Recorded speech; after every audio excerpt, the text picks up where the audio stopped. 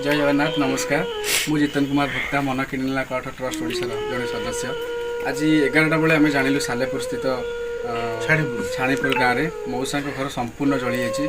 घर जलिया विषय आप समझते जानी धन संपत्ति जहाँ भी किसी संचय कर रखी दिन मजूरी कर सबकि अर्थ जली जाइए। आम विपद समय आम सहयोग संपूर्ण हो पार सत मानिपार कि समुद्र को संख्या श्रीराम गुंडीच मूषा पर आम आसी ढड़ा हो अनुरोध कर सोशल मीडिया मध्यम जदि आपण मान सहयोग कर मनोभाव थो ताल मौसा पाखे आसी छोट सहयोग पहुँचातु। ये छोट छोट सहयोग पहुँचले निश्चित विपद समय सहाय महाप्रभु जगन्नाथ प्रार्थना करुँ। ये विपद समय मौसा को आशीर्वाद करूँ और गाँव भाई मैंने गुरुजन मैंने ग्राम कलेक्शन कर मौसा पाखे सहयोग पहुँचाई। एमती भाई मैंने समाज थे निश्चित असुविधा समय समस्त सुख दुख साथी पार यही तो प्रकृत मनुष्य मानविकता। आम आज पहुँची सालेपुर स्थित छाणीपुर पंचायत सातबाड़ी ग्रामर गुरुजन धर्मानंद सेठी घरे जहाँकि कौन कारण घर निया लगी संपूर्ण नष्ट हो जाइए। एपरिकी समस्त कागजपत्र एवं पिंधिया वस्त्र एवं दुखर विषय झीर बहुत संचय कर रखि 50,000 टंका जली छारखार हो जाइए। तो आप देखुए घर संपूर्ण दृश्य अति भयावह अग्निकांड घटी देखिले जना पड़ुची। तो देखिपारे तो एपटी घरे थिबा समस्त चाउल धान एसबू निया लगी जली जाइए।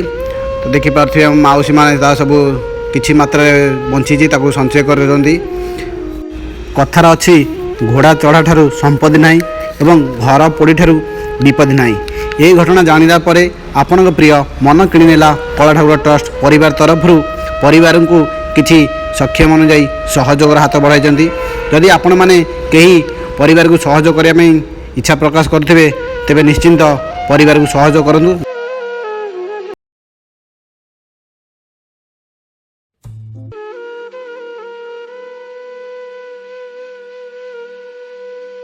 जय जगन्नाथ नमस्कार मु जितेन कुमार भक्ता मन किणला कठ ट्रस्ट ओडिशा जड़े सदस्य आज 11टा बेले आम जानलु सालेपुर स्थित छाणीपुर गाँव में मौसा घर संपूर्ण जली जाइए। घर जलिया विषय आप समझते जानी धन संपत्ति जहाँ भी किसी संचय कर रखी दिन मजूरी कर सबकि अर्थ जली जाइए। आम विपद समय आम सहयोग संपूर्ण हो पार सत मानिपार कि समुद्र को संख्या श्रीराम गुंडीच मूषा पर आम आसी ढड़ा हो अनुरोध कर सोशल मीडिया मध्यम जदि आपण मान सहयोग कर मनोभाव थो ताल मौसा पाखे आसी छोट सहयोग पहुँचातु। ये छोट छोट सहयोग पहुँचले निश्चित विपद समय सहाय महाप्रभु जगन्नाथ प्रार्थना करुँ। ये विपद समय मौसा को आशीर्वाद करूँ और गाँव भाई मैंने गुरुजन मैंने ग्राम कलेक्शन कर मौसा पाखे सहयोग पहुँचाई। एमती भाई मैंने समाज थे निश्चित असुविधा समय समस्त सुख दुख साथी पार यही तो प्रकृत मनुष्य मानविकता।